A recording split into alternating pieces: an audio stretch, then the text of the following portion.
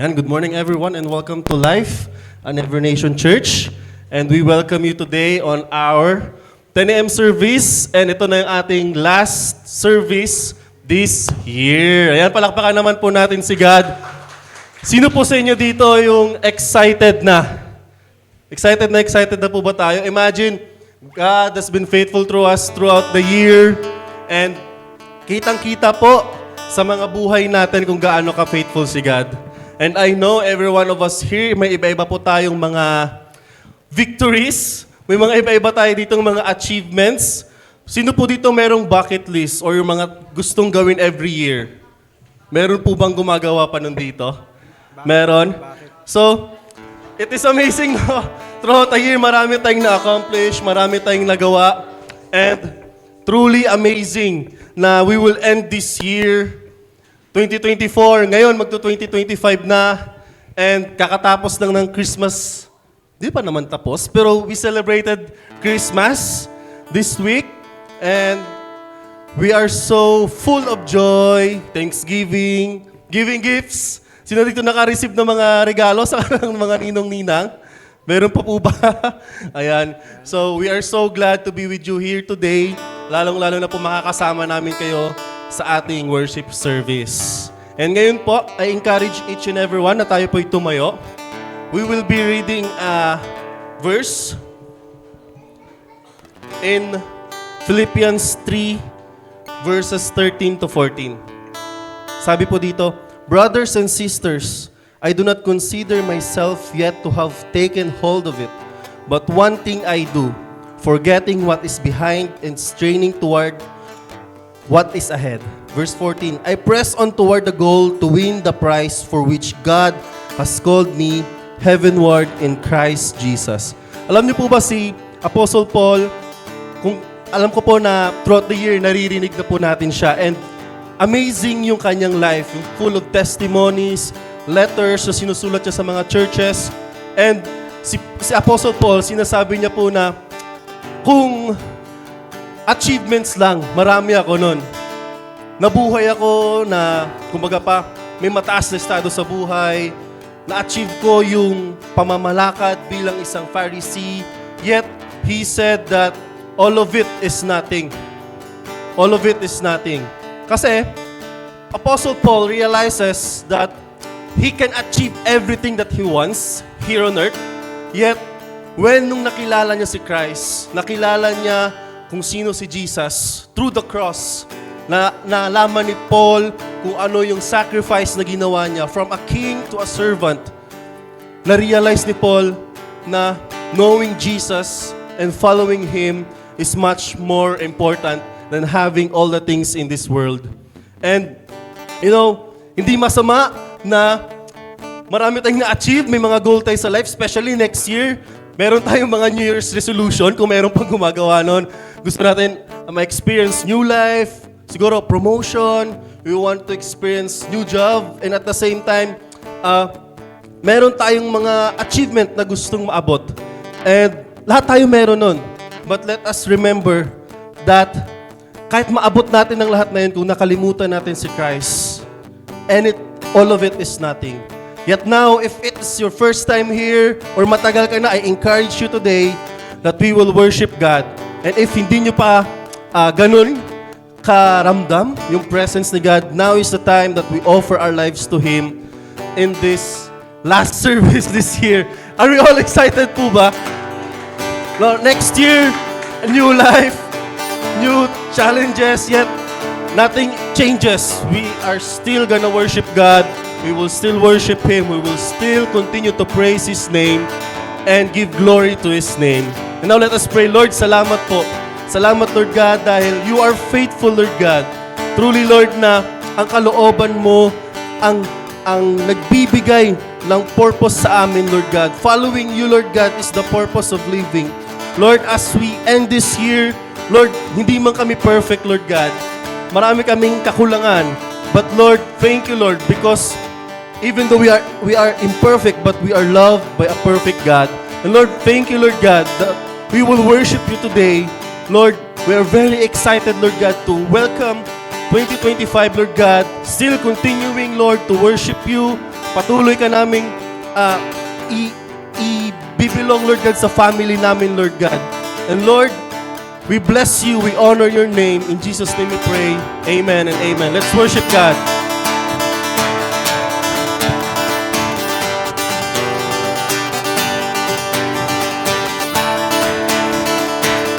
Celebrate God's faithfulness this morning.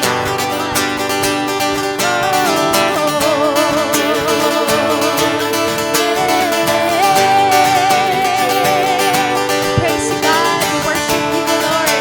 You're beautiful and you're good. Sing.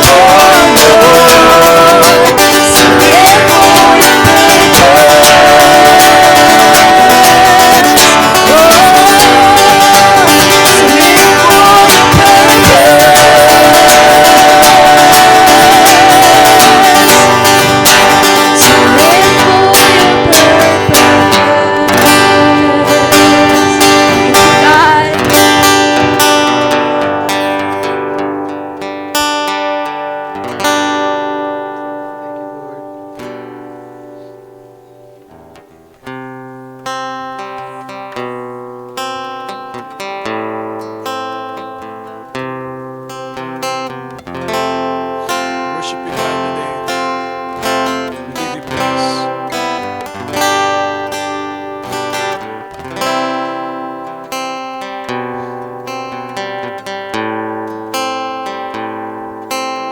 Jesus.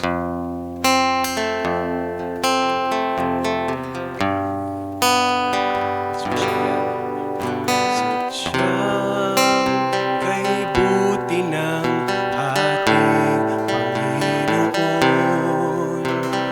tatapat sa habang panahon, maging sa kabila ng ating pagkukulang. Kaya niya'y patuloy na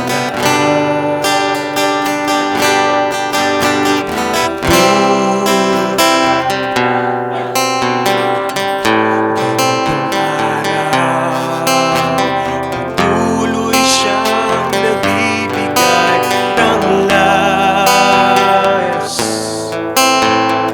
Kaya't sa puso ko't damdamin, katapatan niya'y aking purihin. Dakila. Dakila ka, O Diyos, kang ang tunay, magmula pa sa ugat ng aming lahi. Mundo'y magunaw man, maaasahan kang lagi, maging hanggang wagas nitong buhay.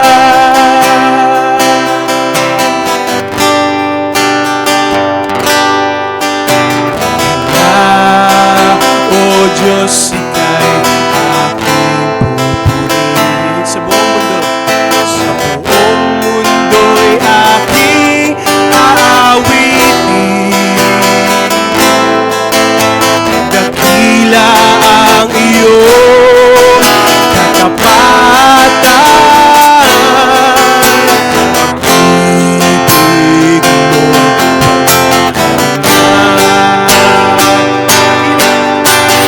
Dakila ka, O Diyos, tapat kang ang tunay, magmula pa sa ugat ng aming lahi. Mundo'y magunaw man, maaasahan kang lagi, maging hanggang wagas nitong buhay.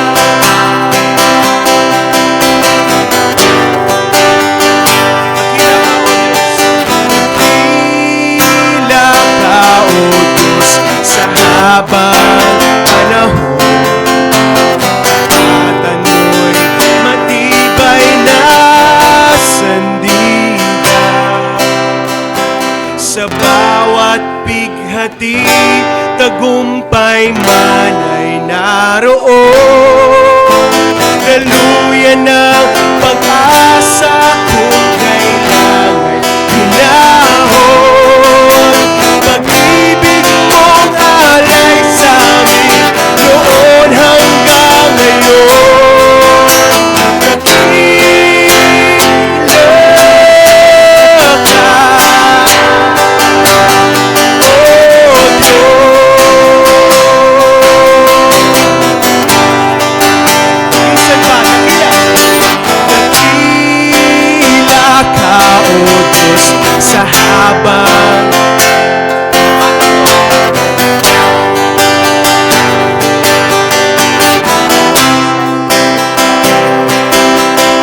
sa bawat bighati, tagumpay man naroon.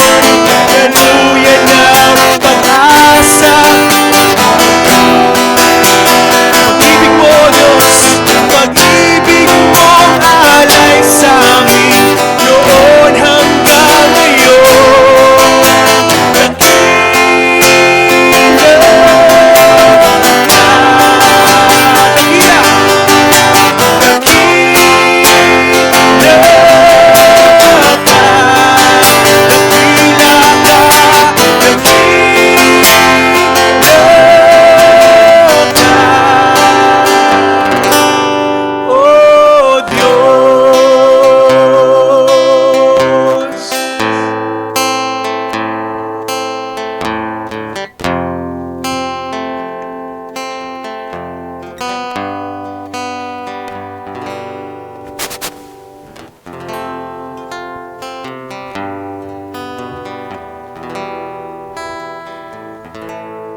Lord, ikaw lahat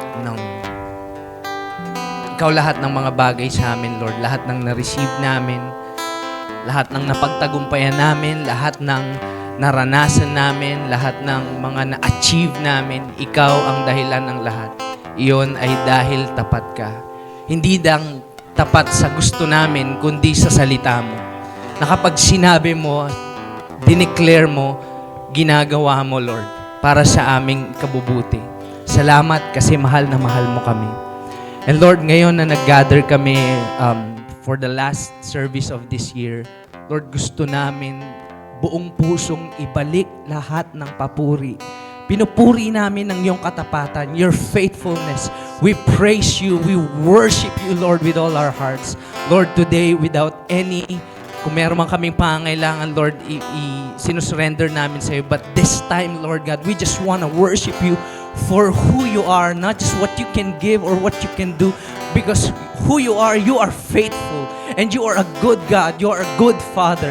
So today, God, we praise your name on high. We raise our hands, we worship you, the name that is above every name, the faithful God, Lord.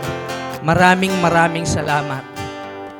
And you said in your word, for I know the plans I have for you. Plans to prosper you and not to harm you. Plans to give you hope and a future. Lord, salamat.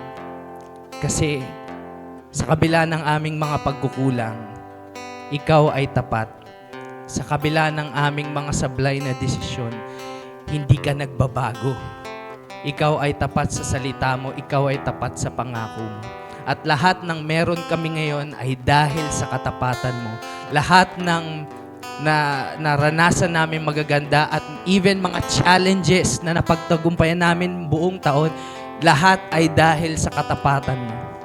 Salamat, Lord. And Lord, we thank you because you know your plans for us. You are not a random God, but you really care for our lives. And so, Lord, we thank you. And when you declare it, you fulfill it because that's who you are. And Lord, salamat dahil hindi lang para sa nakaraang taon. You also give us hope in a future. For the next year to come, Lord, we hold on to the same God that never changes. The same God yesterday, today, and forever. And so, God, ngayong hapon na to sa aming pagbibigay, Panginoon, as a form of gratitude and worship, Lord, binibigay namin ang puso namin sa Lord, ano man yung kaloob namin, Lord, we pray, Lord God, that this will be a fragrant offering to you. Lord, we thank you for providing for us. You are our ultimate provider. And Lord, more than just finances, you make us whole. You make us whole. You give us shalom. You make our lives fruitful. So God, today, as we return our tithes and offering, Lord God, our prayer is that your presence would be even stronger in our lives. Wherever we go, whatever we do, you are with us, and we will be stronger and 10 times even more sensitive to you and for the next year. Salamat, Panginoon. This we pray in Jesus' name. Amen and amen. Our ushers will assist us in our giving, and let's pray. Let's quickly pray for our tithes and offering. Sige, let's extend our hands. Lord, marami pong salamat dahil ikaw ay tapat sa amin. Kasama na in your word, Lord God, that you said you will prosper us. And so, God, we hold on to your word. We hold on to who you are. You are our good, good Father who always provides. This we pray in Jesus' name. Amen. And this time, Life Nova, we're also gonna pray sa ating next generation, sa mga kids natin. Salamat kasi ang Panginoon, hindi lang siya faithful sa generation natin, kundi sa next generation. Amen ba? Sige, ipag-pray natin, extend natin yung kamay natin sa ating mga kids as well as sa ating mga kids teachers. It's the same faithfulness of God He will bestow to the kids, to our kids church as they come and know God. Sige, let's pray for them. Lord, marami pong salamat dahil binavalue mo ang next generation. Na hindi ka papayag na hindi maranasan ng next generation ang katapatan mo na nararanasan namin ngayong generation na to. Lord, we pray that the same and even more, Lord God, faithfulness, Lord, na pinaranas mo sa amin, you would give to them so that they will praise you who is in heaven. Lord, we thank you for our kids and our kids' teachers. Bless them, bless their time together, bless their teaching and learning, so that when they are trained and taught, Lord God, they will never depart from your ways. Thank you, Lord, in Jesus' name. Amen, amen. Let's continue to worship God.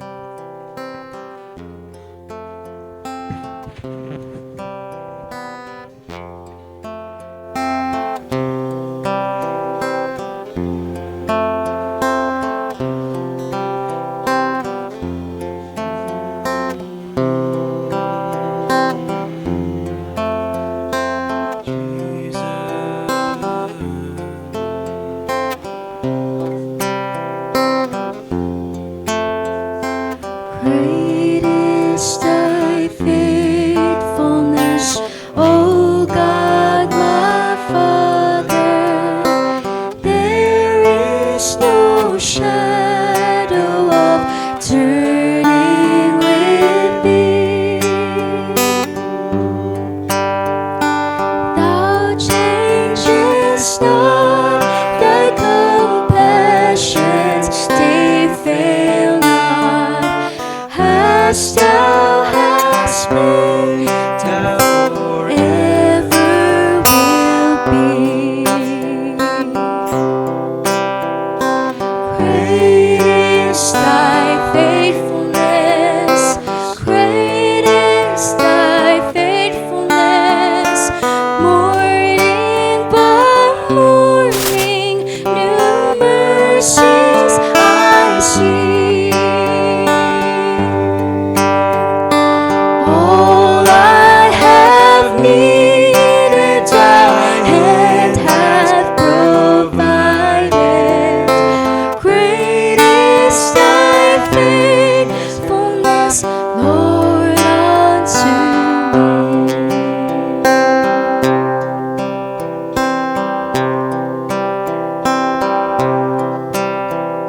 Summer and winter, springtime and harvest, sun, moon, and stars, and their courses above.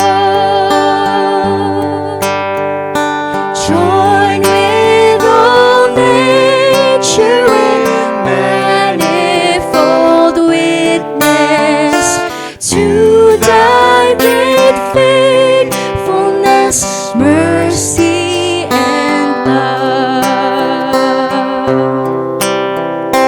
Great is thy faithfulness, great is thy faithfulness. Morning by morning, new mercies I see. All I have needed, thy hand had provided. Great is thy faithfulness,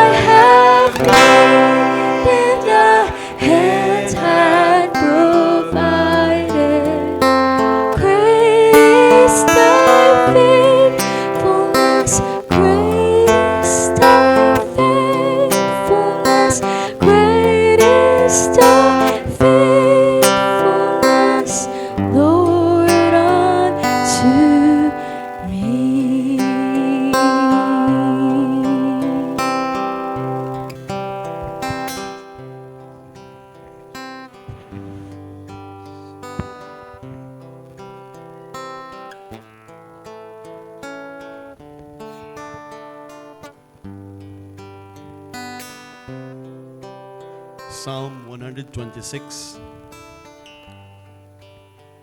When the Lord restored the fortunes of Zion, we were like those who dream. Then our mouth was filled with laughter, and our tongue with shouts of joy.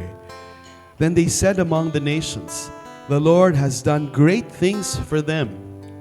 The Lord has done great things for us. We are glad. Restore our fortunes, O Lord, like streams in the Negeb. Those who sow in tears shall reap with shouts of joy. He who goes out weeping, bearing the seed for sowing, shall come home with shouts of joy, bringing his sheaves with him. Nang muling ibinalik ng Panginoon sa Zion ang mga nabihag, parang ito'y panaginip lang. Kami ay nagtawanan at nag-awitan dahil sa kagalakan. At sinabi ng mga bansang hindi kumikilala sa Panginoon, gumawa ng dakilang bagay ang Panginoon sa kanila. Totoong ginawan tayo ng dakilang bagay ng Panginoon at punong-puno tayo ng kagalakan. Panginoon, muli niyo kaming paunlarin tulad ng tuyong batis na muling nagkaroon ng tubig. Silang nagtatanim na lumuluha ay mag-aaning tuwang-tuwa. Ang umalis na lumuluha na may dalang binhi na itatanim ay babalik ng masaya na may daladalang mga ani. This is the word of the Lord. Blessed be His name. Let's pray together. Panginoon, as we gather together bilang isang pamilya, bilang isang church, as we leave the old year and as we face the new year together, Lord, we desire one thing above all, that you may go with us. Nakasama ka namin, Panginoon, na bagtasin at tahakin ang susunod na landas ng aming buhay. Panginoon, kami po ay umaasa na kakausapin niyo kami ngayong umagang to. Bibigyan niyo po kami ng word ninyo. And Lord, hinihiling po namin na ang iyong Holy Spirit ang magturo sa bawat isa sa amin at marinig namin ng malinaw ang nais mo, ang ibig mong direksyon para sa aming mga buhay. Salamat, Panginoon, sa iyong dakilang katapatan. Great is your faithfulness, Lord. And Lord, we're gonna sing of your faithfulness today, tomorrow, and to the end of our life, and even in our new life as we get resurrected with you forever and ever.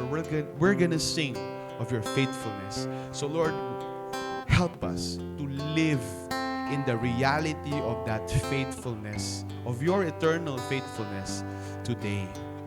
Thank you, Lord. We praise your name and we're excited to meet you today. Excited po kami na katagpuin ka, Panginoon, sa iyong salita ngayong umagang ito. Aming samot na lang sa pangalan ni Jesus. Amen. Let's give God a hand of praise. Good morning. Good morning, Life Nova. Okay? For the last time this year, welcome to Life Nova. We exist to love God and love people. Okay, bago po kayo umupo, I want you to go to someone na gusto mong pasalamatan this year. And huwag kayong mag-iyakan at matagal na drama. You can do that later on. But can you just go to someone and say thank you for your life? Salamat sa buhay mo, kapatid.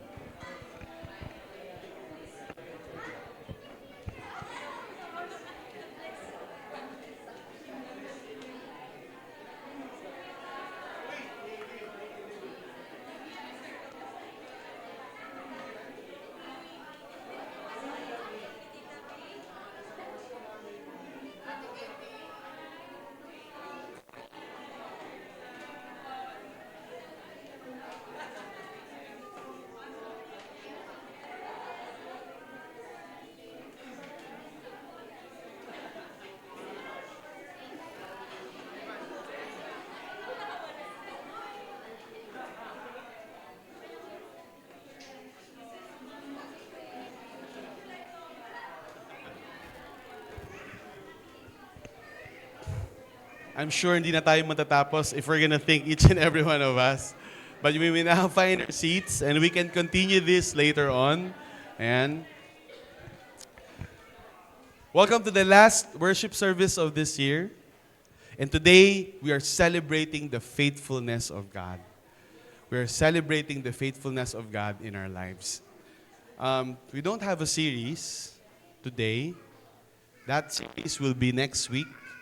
As we open a brand new series, kasabay din ng globally, we're having our prayer and fasting. How many are excited for our fasting? Yun. Ilan sa inyo kakain talaga ng madami para, hindi, biro lang. Oh. Ang grabe, no? Paghahanda, no? But before we go to our new theme or direction for the year, this year is not yet done. And in a few days, we have an opportunity, a golden opportunity to experience the faithfulness of God. How many of you are expecting that God will do great things in your life? Itong mga natitirang araw ng 2024.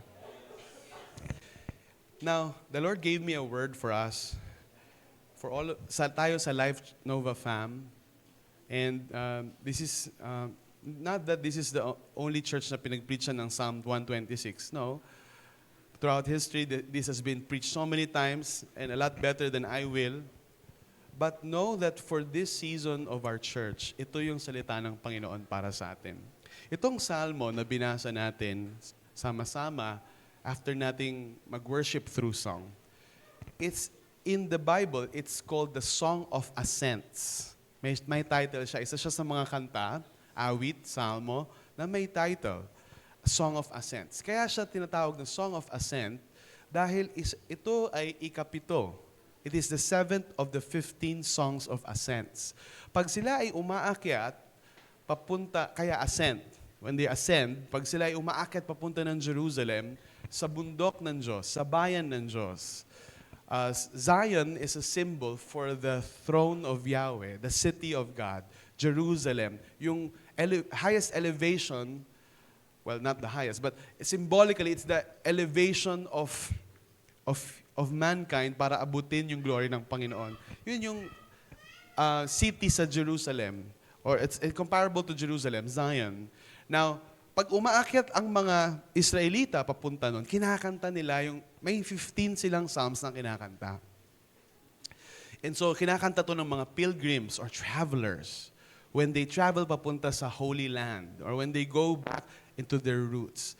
If you can remember, ang Israel ay na-exile.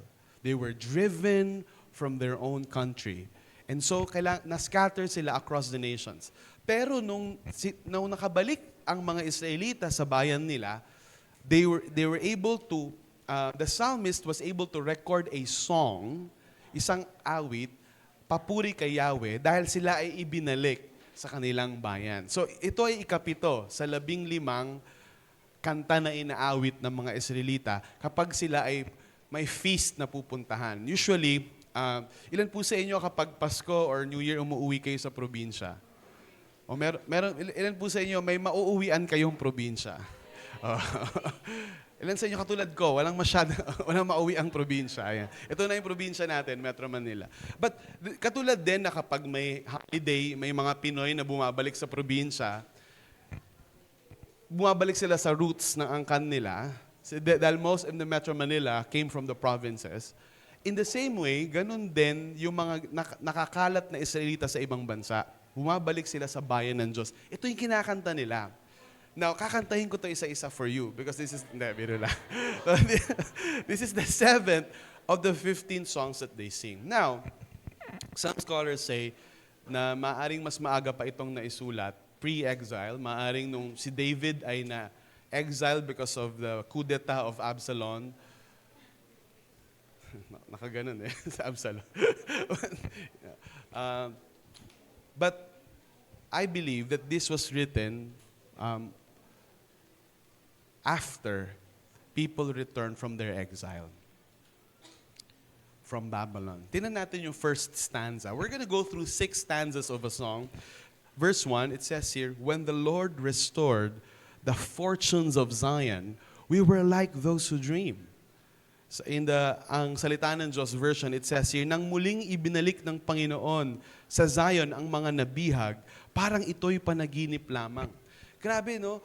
Kinakanta ng mga awit kung paano tinupad ni Yahweh ang pangako niya na makakabalik sila sa kanilang bayan. And masakit yon para sa mga Israelita na maalis sila sa promised land because all of their hopes and dreams are tied to that land. Sabi ni Yahweh kay Abraham, pag pumunta ka sa lupang pangakong yan, ibibless kita, ganyan, ganyan. Imagine, pinaalis sila dun sa bayan nila and all the promises tied to that land are gone. Dahil tapat si Yahweh na nangako na pag kayo'y sumamba sa ibang Diyos-Diyosan, parurusahan ko kayo. And in fact, pinarusahan talaga sila. Sinakop sila ng ibang bansa. Pero tapat din si Yahweh sa pangako niya na hindi ko lang kayo parurusahan, kayo ay ibabalik kong muli. This psalm is a celebration of restoration.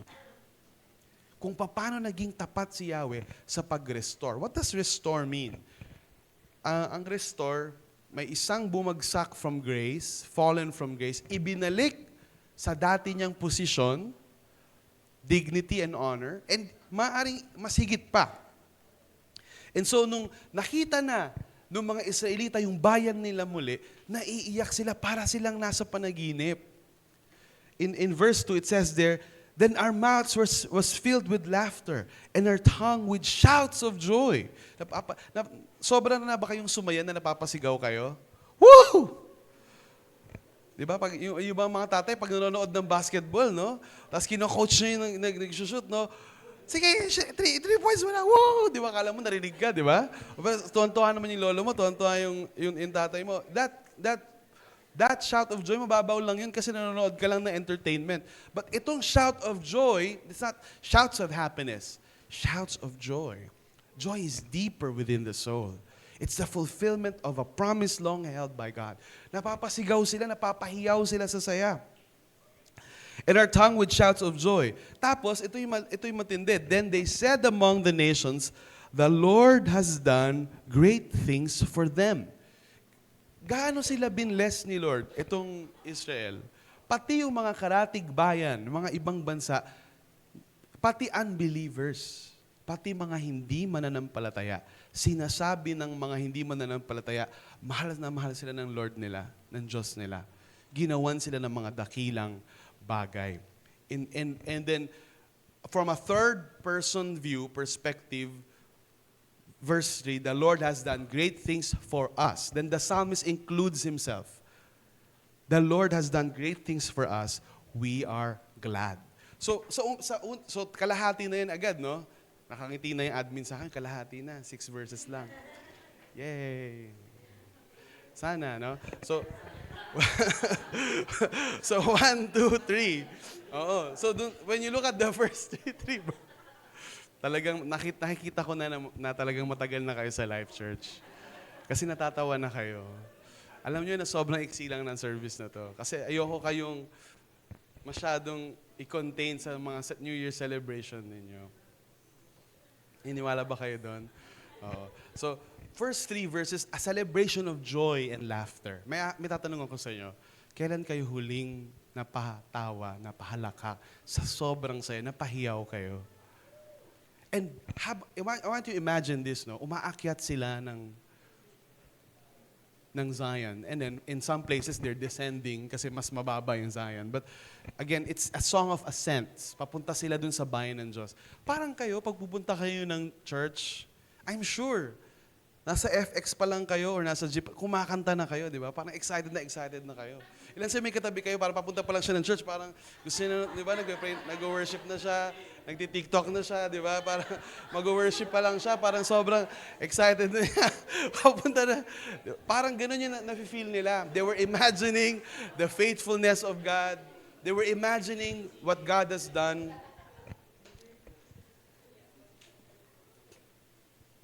And maybe this is what you're asking. What is it for us, Pastor? Ano nang kinalaman niya sa buhay namin ngayon? Some of us can relate to this. Yung iba sa atin napapahiyaw sa saya. But at the same time, may iba sa atin napapahiyaw sa sakit. Iba-iba yung pinagdadaanan natin sa buhay. We cannot say, tumatawa tayong lahat o masaya tayong lahat. There are moments na masaya. But there are moments na sobrang sakit. Right? Now, as we leave this year behind, And as we face the new year, I think the message of the first 3 Psalms is this, that we celebrate the goodness and faithfulness of God. Kasi, pag inisip nyo maigi, yung kinakanta ng psalmist o ng mga awit ay isang bagay na tapos na. Tapos na to. It has already happened in their history. Nangako si Yahweh noon, ginawa niya. Now let me ask you this. Meron na bang ginawa na si Yahweh sa buhay niyo? Ang Panginoong Yesus sa buhay ninyo, natapos na. And that you can honestly thank God for, Lord, thank you dahil ginawa mo to sa buhay ko. Ilan sa inyo meron ganon? Wala pa yung iba sa inyo. Wala pang ginagawa si God. So it's either hindi kayo aware or hindi nyo lang ma-recall kasi hindi pa kayo nagkape. But, okay, I want you to do this. I want you to close your eyes, all of us, all of you, and I want you to recall a memory this year. Isang alaala, a memory that you encountered the great faithfulness of God. Talagang napangiti ka, napaluha ka, napahiyaw ka. Meron ba? Now, if meron kayong mahanap in the hard drive of your brain na ganyang memory, pwede nyo bang itaas yung kamay ninyo? Okay. Hands down. I want you to open your eyes. Yung iba sa inyo, tinuloy nyo na, no? Oh. Wala pa tayong tanghali. Kakagising lang natin. Oo. It is a good practice, especially when the times are rough and the times are tough, to go to the past and remember the faithfulness of God in our lives. Pwede naman na ang buhay Kristiyano, wala na tayong kalungkutan na mararamdaman after nating maging Kristiyano. Ilan sa inyo, you wish that happened, di ba? Sana all. Sana ganun na lang. Sabi si Nazareth, no, talagang gumagano si Nazareth. Diba? Sana ganun na lang, no? Pero hindi eh. The truth of the matter is, lalo na sa buhay Kristiyano, ang daming mga oras na mapapailing ka. Na, Lord, andyan ka ba? Lord, pinapakinggan mo ba talaga ako? And in times like that, the psalmist reminds us to go back to the faithfulness of God in the past. It's not for us to live in the past. Hindi para ma-stuck na. Kasi ang problema naman, when we go to the past, buti pa nung bago akong Kristiyano, mas okay pa nun. Sana hindi na lang ako nag-grow. Sana hindi na lang ako naging leader. Puro sakit na ulo ko ngayon. Sana hindi na lang ako naging life group leader. Hindi ako naghahabol ng mga ayaw pumunta sa life group ko or whatever like that. Hindi ganun. But sometimes, it's easy for us to say that. Buti pa, nung simple lang akong Kristiyano, ang dali lang ng buhay. Pag-worship ka lang, ganyan. Ngayon, naging Kristiyano yung buong pamilya ko. Hindi na ako makapagwala sa bahay. Bawal na. Kasi Christian din to, di ba? And it's easier for us to go back to those times and be stuck with nostalgia. You know what nostalgia is? It's a good feeling that you just go back to the past. Sana nandun na lang ako sa past in this memory. But the psalmist will teach us what to do with God's faithfulness in the past. In verse 4, we're moving forward. In verse 4, restore our fortunes, O Lord, like the streams in the Negev. Doon mo tayo sa first stanza. Doon sa first part. Restore our fortunes, O Lord. Sineselebrate nung mga awit kung ano yung ginawa ni Yahweh sa past. Pero nire-recognize din niya that there's still a lot more work to be done. Yes, Lord, binalik niyo po kami sa Zion. May pangako kayo sa amin, tinupad niyo. Pero hindi ipa ito yun. How many of you can truly say in your life, binless kayo ni Lord? Pero hindi pa ito yun. In the words of Pastor Ricky Ramirez of San Mateo, the best is yet to... Hindi pa ito yun. This is not yet what the Lord has promised us. There's a looking back. See? There's a looking back and there's a looking forward. There's a looking back at what God has done this year, but there's a looking forward. Lord, meron pa po kayong mga hindi sinasagot na panalangin ko. What's the relationship between the past and what God will do in the future? God's mighty works in the past becomes an anchor of hope for greater things in the future. You look back at the faithfulness of God in the past. Why? Because you believe that God will do much mightier works in the future. If you just go back to nostalgia lane and say, sana ganito na lang, sana noon ganito na lang, then you lose an opportunity. You lose an opportunity to hope. What is to hope? To hope is to anticipate. To hope is to put your expectation. How many of you here, you have hope and you expected and your hopes are dashed on the rocks? Like a boat smashed into pieces by a sharp rock on the seashore.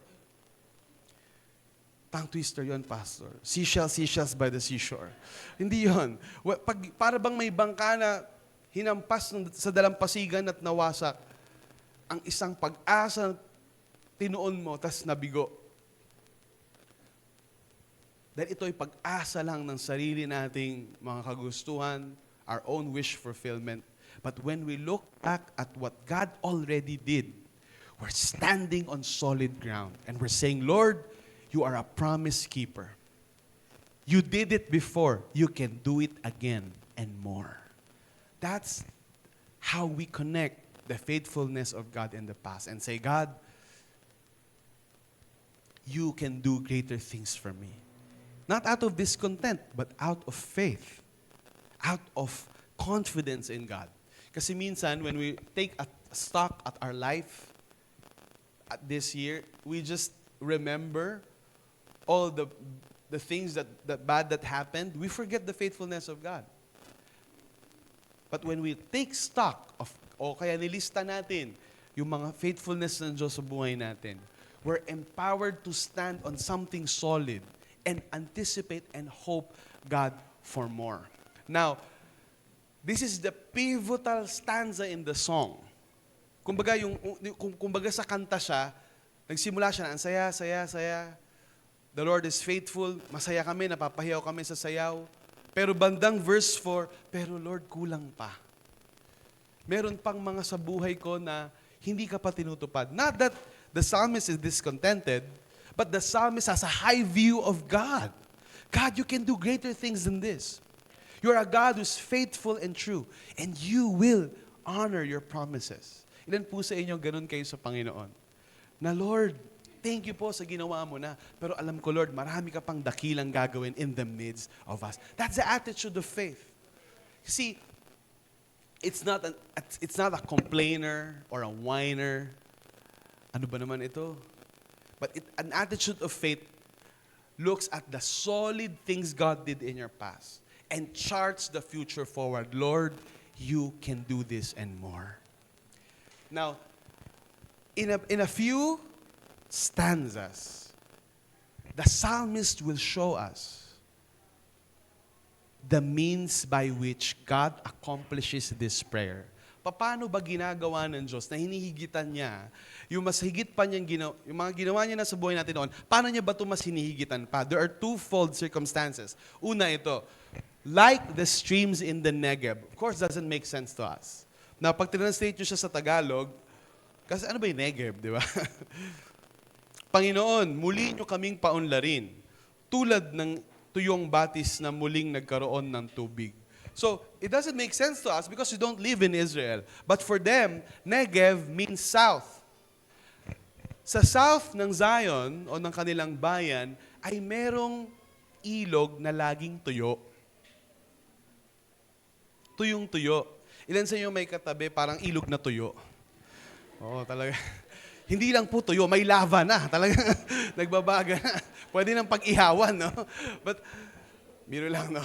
But there's a stream of water na tuyong batis down the south in Negev. Bakit? Kasi if you know geography, down south is Egypt. From Israel, na green pastures, papunta ka na ngayon sa deserto. So natutuyo na doon, banda doon. Pero alam nyo ba na may, pag ni-research nyo yung tubig na yon, meron siyang isang kakaibang katangian, kaya binanggit siya nung psalmist. Pag umulan, the moment it rains, bigla siyang mula sa ihawan ng barbecue na sumisingaw sa init, nagiging siyang rumaragasang ilog na pwedeng maligo yung elepante. Ilan siya may katabi? Parang, hindi. Parang kailangan niyang maligo. Yun na lang, yun na lang.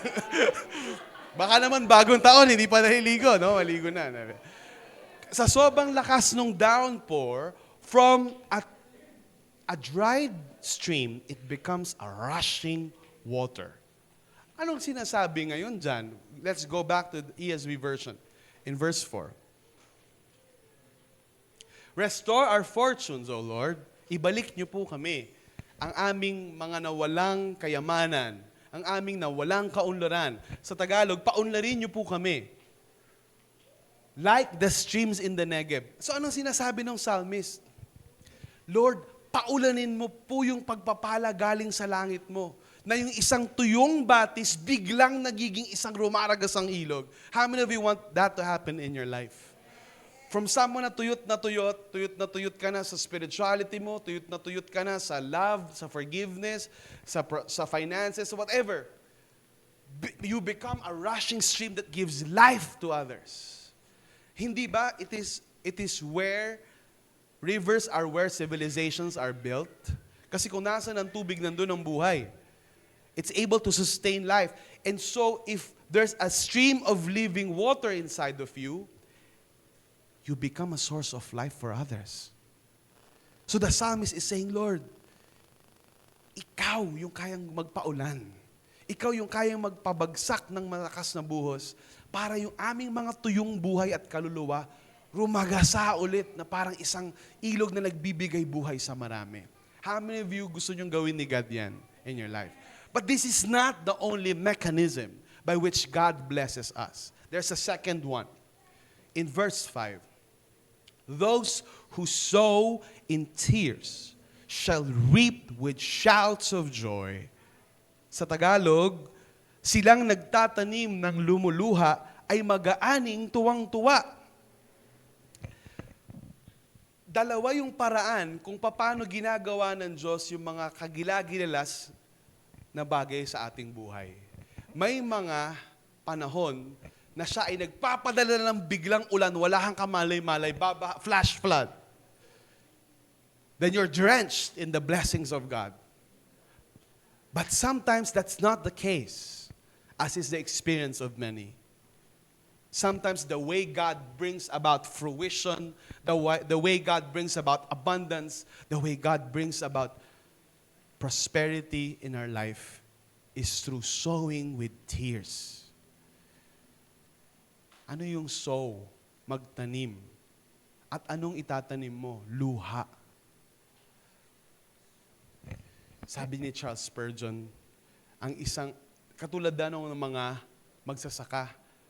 Ilan po sa inyo dito, may kamag-anak kayong magsasaka? Okay, ilan po sa inyo may katabing mukhang magsasaka? Mga judgmental. Tinuruan maging judgmental. No? Kung meron kayong katabi na mukhang magsasaka, yan ang kailangan ng Pilipinas. Dahil ang dami-dami nating import ng bigas. We're the rice granary. Hindi, biro lang. We're the rice granary of Asia. Naging politika na. Nagagalit na si Sile, no? Sorry bro. No? I will go back to... Hindi natin alam na bawat isa sa atin ay magsasaka. It doesn't matter kung mukhang magsasaka tayo o hindi. All of us are farmers. Ang problema, iba-iba tayo ng punla na tinatanim. Yung iba sa atin nagtatanim ng masama. Di ba ang magsasaka nagtatanim yan? At kung ano yung tinanim niya, aani? Hindi naman niya pwede magtanim ng saging tapos aani ng mansanas. Ano ka nasa Amerika? Bigla naging mansanas yung... What you sow, you will reap. Ibang verse yun, pastor ha? Oh, ibang verse nga yan. Oh. Naligaw ba ako? Oh. But the point is, you're sowing, nagtatanim ka. All of us are farmers. We can sow seeds of faith or we can sow seeds of unbelief. Sinasabi ito ng psalmist, paano ba tayo binibless ng Lord? Minsan, bumubuhos ang isang rumaragasang blessing unexpected. Minsan, kadalasan, nagtatanim tayo ng punla gamit ang mga luha natin. Kaya sabi ni Charles Spurgeon, ang isang matapat na mananampalataya ay kumukuha ng buto o punla. Palalambutin ito ng kanyang mga luha at itatanim ngayon sa lupa. Kung meron kayong kilalang magsasaka, kaya ako tinatanong, kasi bago sila magpunla, inaararo muna yung bukid. Meron kasi kaming bukirin nung bata pa ako eh. So exposed ako sa farmers. Maraming kaibigang farmers yung tatay ko. So pag nasa Bulacan, nagpupunta kami pag harvest season, kukunin namin yung mga palay. So nakikita ko anong ginagawa nila. Minsan binibisita namin yung yung rice fields. So ginagawa nila, nilalagay nila yung buto sa tubig. Binabasa nila yon.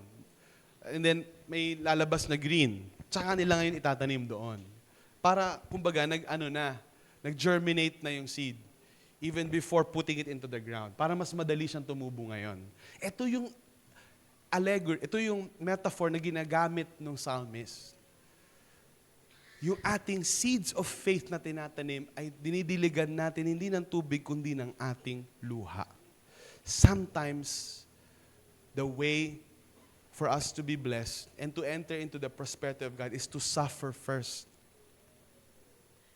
To go to a season of weeping. Sabi nga dyan lumuluha. Tingnan nyo yung verse 6. He who goes out weeping. Weeping is not crying. Crying, naiyak ka lang.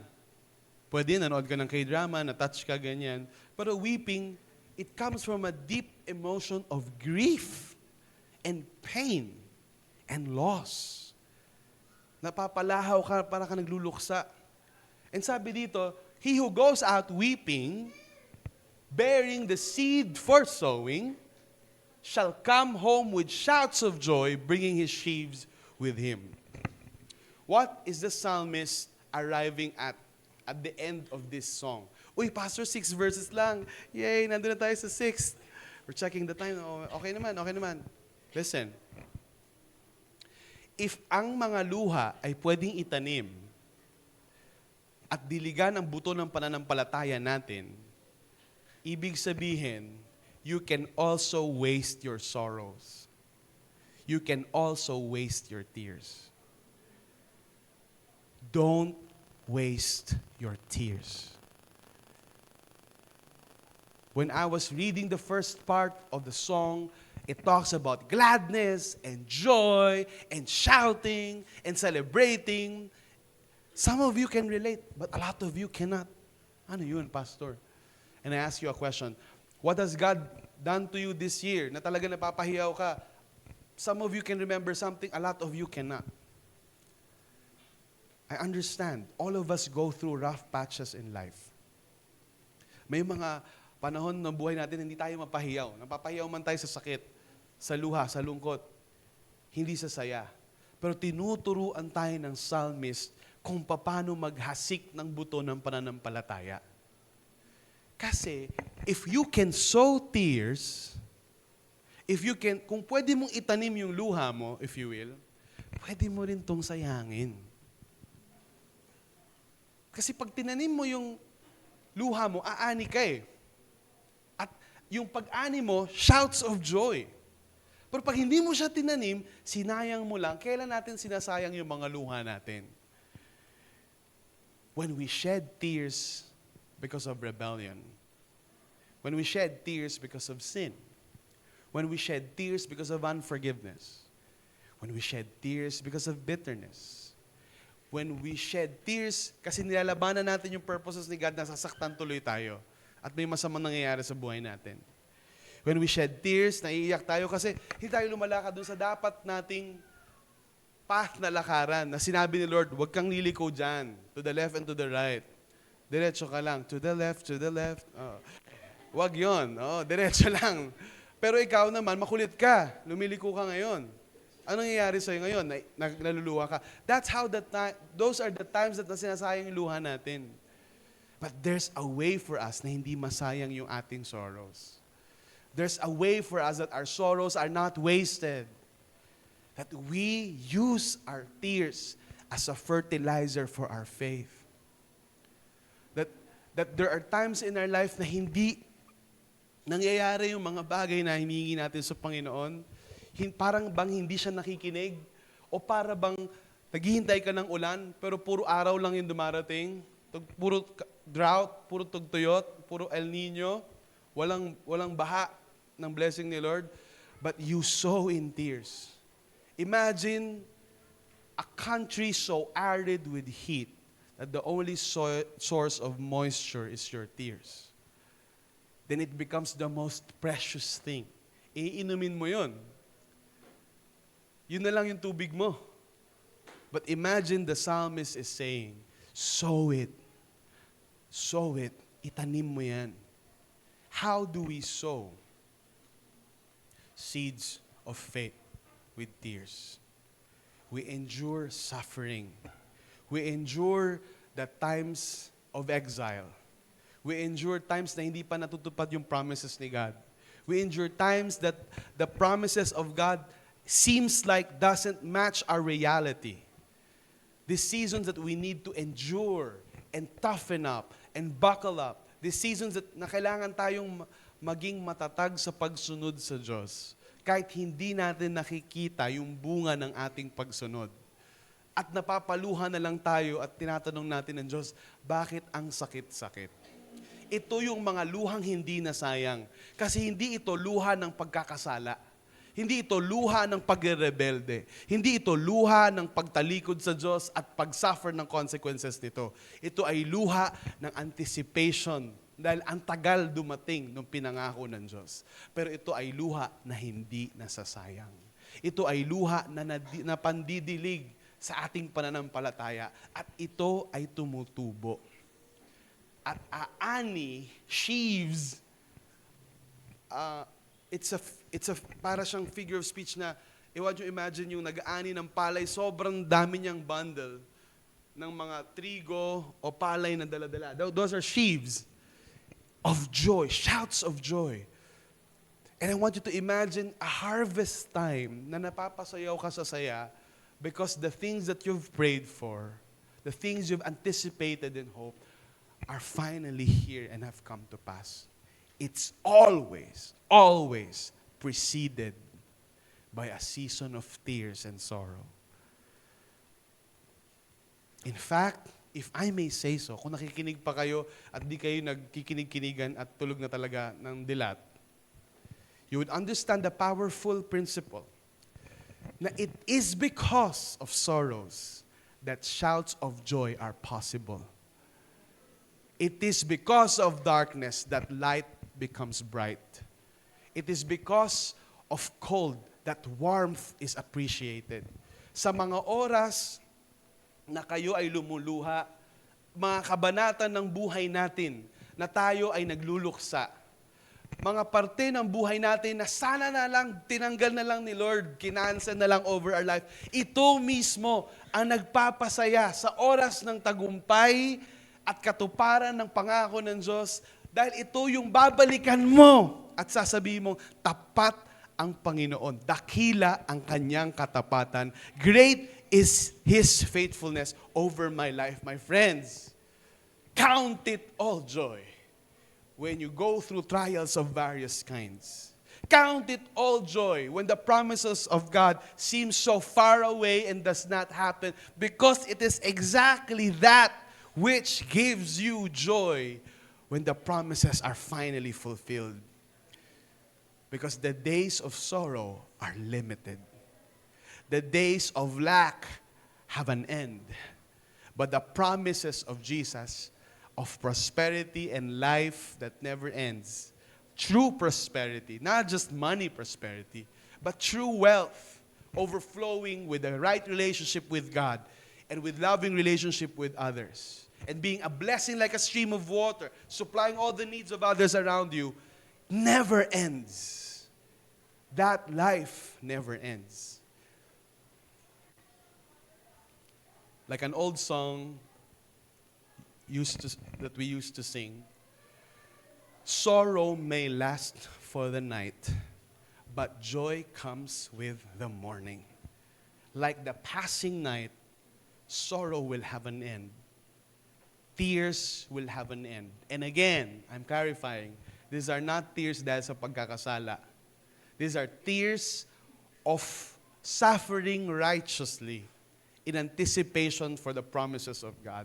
And eventually, the night will pass. And a breaking dawn, a rosy sun, isang bukang liwayway, parang yung mga mountaineer nating kaibigan dito sa church, naakyat ng Mount Pulag ng gabi o madaling araw, sakto pag nandun na sila sa peak, the light will break forth. That exhilarating feeling na nandun ka sa tatuktok ng bundok. Tapos, nakikita mo yung creation bathed by the light of the sun. That too shall come to pass. The night shall also pass. And what waits after sorrow are shouts of joy. My friends, naranasan natin ang katapatan ni Yahweh ngayong taon na to. Pero ilan sa inyo ay naniniwala, hindi pa yun yung sukdulan ng kabutihan ng Diyos. Ilan sa inyo, mga kapatid, dumaan kayo sa matinding pagsubok, pero naaalala ninyo ng malinaw ang katapatan ng Diyos sa inyong buhay. Hawakan natin ito. Hawakan natin to habang tayo nagbubuo ng lupa. Na sobrang tigang, parang walang tutubong maganda rito. At wala ka ring makitang pandilig, kundi mga luha mo lamang. Lumuha ka sa panalangin. Lumuha ka sa pananampalataya. Diligan mo ito ng panalangin. Diligan mo ito ng luha, ng pagiging matatag sa pagsunod sa Diyos. Kahit parang wala namang tumutubo. At darating ang araw at bukang liwayway at aani tayo ng matinding kagalakan na mapapahiyaw at mapapasigaw tayo. At sasabihin ng mga bansa sa ating paligid at na hindi mananampalataya. Kahit hindi pa sila Kristiyano. Grabe yung gagawin ni Lord sa buhay natin, imagine niyo. Kahit hindi sila Kristiyano, malalaman nila na may ginawa si Lord sa buhay natin. Gaano katindi yun? Na kahit wala silang faith, hayag na hayag sa kanila na talagang favored by God ka. My friends, Life Nova Fam, ito yung gustong sabihin ng Yahweh sa atin. Haharap tayo sa bagong taon, we're gonna experience shouts of joy. We're gonna reap. I want to commend you, be faithful in sowing tears with the seeds of faith. I'm not limiting God. I am just a pastor. Sometimes, the Lord just sends forth a mighty rain in the Negev. And a flash flood happens. And all those tributaries and streams that have long been in drought suddenly springs into life. That too can happen. But while we await for that mighty move of God, we faithfully sow in tears, believing that God is able to fulfill what He promised. Because He's done it in the past, He can do it again and more. And friends, let's all rise to our feet as we pray. Pasalamatan natin si Lord sa katapatan niya ngayong taon na ito. Those who sow seeds of faith with tears will harvest fulfillment with shouts of joy. Sow seeds of faith in tears so we can harvest fulfillment with shouts of joy. Because God is faithful. Like what He said in Genesis, as long as the earth endures, seed time and harvest, the seasons will never cease. And if in your life there has been, kung sa buhay natin ay mayroong, lalo na ngayong taon na ito, malalalim na panaghoy ng kalungkutan, na minsan yumayanig ng ating pananampalataya at napapatanong tayo, mahal ba ako ng Panginoon? Nakikita niya kaya ang kalagayan ko? Pinapakinggan kaya ako ng Panginoon? Mga kapatid, hayaan natin umagos ang luha. Hindi katulad ng mga kaibigan mo na sasabihin, huwag kang umiyak Kabaligtaran yung sasabihin ko sa'yo dahil kaibigan mo rin ako. Umiyak ka at ipandilig mo ang luha na yan sa iyong pananampalataya. Umiyak ka sa panalangin. Umiyak ka sa pananampalataya. Umiyak ka na nakakapit sa mga pangako ng Diyos. At ikaw ay aani ng mga hiyaw ng katuwaan at kagalakan sapagkat tapat ang Diyos na ating pinaglilingkuran. Tayo po ay sama-samang manalangin sa Panginoon. Lord, salamat po sa iyong dakilang katapatan. Your great faithfulness over our lives this year. Whatever the season might be, whatever our situation may be, ano man po yung aming dinaanan, we see your hand over our life. Through the ups and downs, through the valleys and the mountaintops, sa mga panahon na masaya at sa panahon na hindi masaya, sa mga panahon na kami ay sagana at sa mga panahon na kami ay kulang, sapat at tapat ang biyaya mo sa amin. Kami, Panginoon, ay hindi magpapatangay na lang sa agos at sasabihin, bahala na.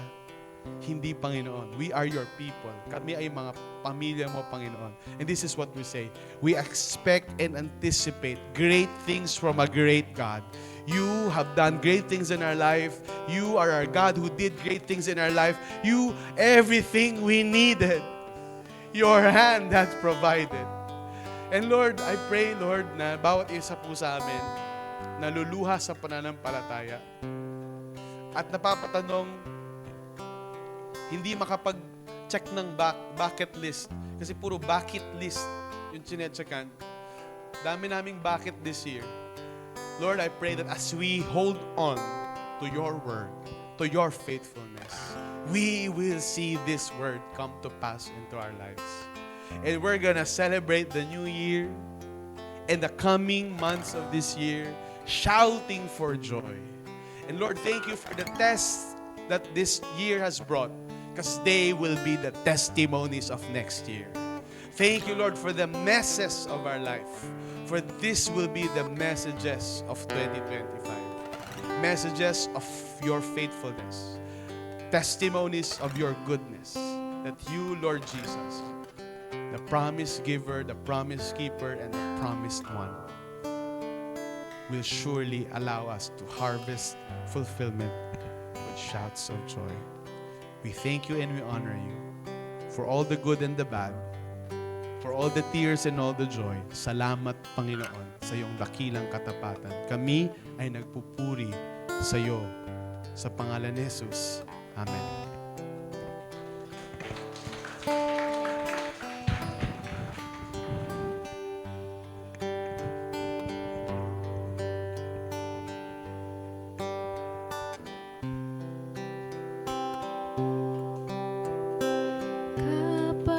Kapatawaran at kapayapaan sa piling mo, lubos